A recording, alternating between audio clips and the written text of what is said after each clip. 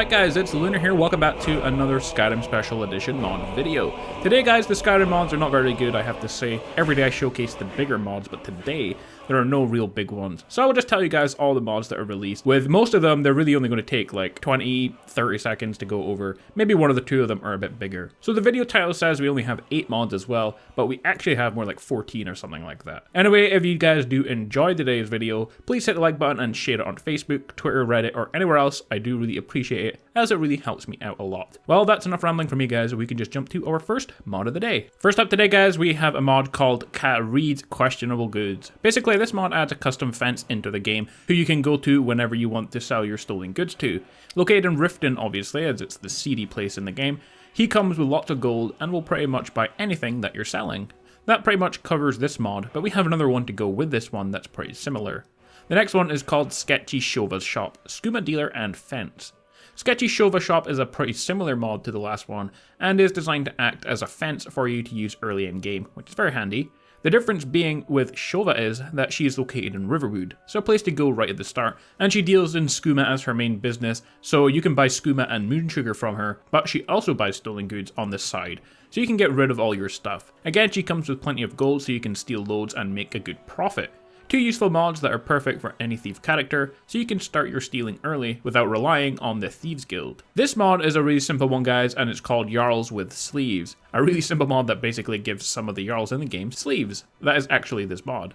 Jarl Balgruf of Whiterun, Jarl Skald in Dawnstar, Jarl Igmund in Markarth, and Jarl Sidgeir of Falkreath now all have sleeves on their clothes. That's pretty much the extent of this mod, so we can just quickly move on to the next one. So guys, we've already featured some of these weapons in 2 previous videos. Well, finally we have the remaining 2 swords from the Zikoru's sword pack.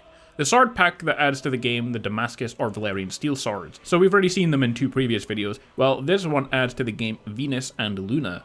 Both of these swords, much like the previous swords, are craftable under the steel section at the forge, and have a base damage higher than the Dragonbone weapons. The Venus sword can be upgraded at the workbench and can be enchanted.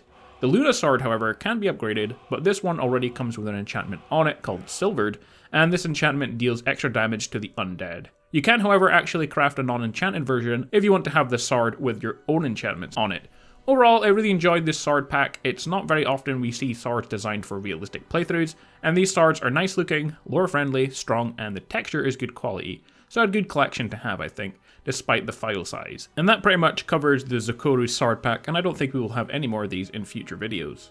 Our next mod provides a bit of nostalgia from Oblivion. The mod simply adds the Akaviri Sunderblade from Oblivion into Skyrim. It's purchased from Sergius Verus at the Three Brothers Trade Goods in the Market District in the Imperial City, for those of you who are trying to think that far back. It's been like 10 years since I last played Oblivion, but I still remember this sword for some reason. Anyway, the Sunderblade can be found in the chest in the room with all the armor and weapons in Skyhaven Temple. In Oblivion, the Sunderblade weakened the target by disintegrating their equipment. Skyrim has no condition value for equipment, so the enchantment had to be changed. So now when struck with the Sunderblade, targets will deal 10% less damage with one-handed weapons, two-handed weapons, bows and crossbows. They will also have their armor rating drained by 30 points. This all lasts for 10 seconds. The weapon has about 55 charges, and it cannot be disenchanted. It has the same stats as the Blade Sword as well, in case you're wondering. The Sunderblade can be tempered with a Quicksilver ingot and benefit from the Steel Smithing perk as well. So overall, a cool mod. I would love to see more Oblivion stuff get added to Skyrim. And in fact, we do have another one added to the video, which is only Xbox One unfortunately. But that pretty much covers the Akaviri Sunderblade mod. Our next mod is a small one but a cool one for any of you guys using a Khajiit. The mod simply adds to the game a new hairstyle for your Khajiit character. It only applies to your character and doesn't affect any NPC Khajiit, unfortunately. The hair, however, can be changed colour, but the actual colours are quite desaturated in order to make the grey and white colours look better, so keep that in mind when you're trying to download this, that it was actually designed for the white and grey colours. And that's pretty much all the stuff you need to know about the Cyrillus Khajiit hair mod. It has a single hairstyle for your Khajiits in-game. Our next mod is yet another small and simple one. All the mod does is change the texture of the cloth part of steel plate armour, so it doesn't make changes to the actual steel part. It only retextures the cloth part to look better now by making it chainmail looking, which I guess makes much more sense for an armor. The mod doesn't really do anything else, so if you're looking for some better looking steel plate armor, then download this mod. Next up we have our final very simple mod, and the rest of the mods are all quite big, but unfortunately they're all for Xbox One. So this mod is for PS4. This mod, all it does is add to Skyrim a cheat chest containing all the Dragon Priest masks in game. So you can get them early on. No killing Dragon Priests necessary in order to get them. The chest is located behind the big map in Dragon's Reach. Not much more needed to be said about this one. If you're looking for all the Dragon Priest masks early in the game, then you can download this mod. Unfortunately guys, we only had 5 small PS4 mods out today, so the rest of the mods in this video are all for Xbox One. Starting with Rend. So we have another mod from Oblivion, another weapon that is only available for the Xbox One, unlike the Akaviri Sunderblade. I'm not sure if this one will be added for PS4 at some point. Rend was originally a part of a quest during the Shivering Isles plot, if you can remember that far back, that you were able to claim after you fought and defeated a shadow replica of yourself. The mod adds the sword with a slight attempt to remake that famous battle from the game. To discover the secret of the Rend, travel to the College of Winterhold, enter the Arcaneum, which is the library, and look for a black coloured conjuration spellbook under a journal. The journal will tell you where you need to go and what you need to do, and I will go over a little bit more about how to find the actual blade if you get confused by the journal. The sword itself is very agile, one-handed or two-handed sword. That which version you get is actually decided upon after you defeat the shadow.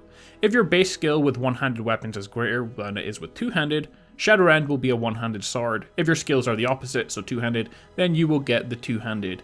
If your skills are equal, it's going to give you the two-handed blade for some reason. The sword base damage is 22 for the two-handed and 12 for the one-handed, meaning that it's not quite as good as the Daedric, but still pretty decent in damage. It also comes with a cool enchantment on it. The sword will ignore 50% of the enemy's armor rating, so that's pretty similar to the Ghost Blade, and it will cause 30 points of stamina damage and 10 points of health damage for 3 seconds. The sword also has infinite enchantment energy as well on it, so that's really cool. And a quick spoiler alert guys, we're going to go over a little bit about the quest for this one, so if you can't figure out where to go from the cryptic journal, simply head to Morthal and head north just out of town. There is a stone pedestal, and you cast this spell there, which will summon the shadow. You kill it and you can get your one or two-handed sword. Another awesome sword mod added from Oblivion, and definitely a cool one to download and try out for yourself. So next up guys, we have another mod from Sarcastic Dragon, who adds a lot of new moon retextures to Skyrim, and we've seen some of them before in previous videos. In this video, we have a really good one, and it replaces Skyrim's 2 moons, Maser and Secunda, with like 14 different moon textures, and here's how it works. So every 4 in-game days, the moons will go through their natural lunar cycles. They will then change into a different planet after each cycle. Most are just random illustrations, but a couple are made to depict real exoplanets, and thus most of them don't have names. So Sarcastic Dragon, who made these mods, has named the moons as follows. For Maser, you get 7 different ones: an icy, shadowy, fiery planet called Shadow Belt, Dead Rock with Firecrack, and I'm not sure if that's the name of the planet or just the description. Wannabe Coruscant, which is a planet that's completely covered in a city, and that one's called Ring of Fire, and that's depicted in one of the screenshots that you get with the mod.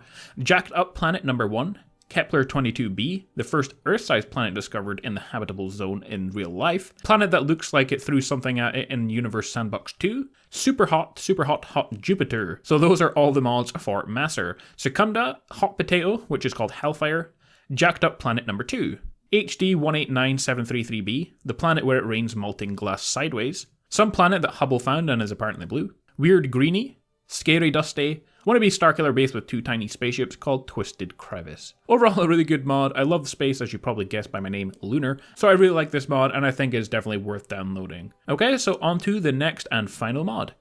Our final mod of the day guys is called Dolomite Weathers. Now this mod is a work in progress, and currently the mod only alters the Pine Forest, Tundra, Aspen Forest and the Reach Clear weathers.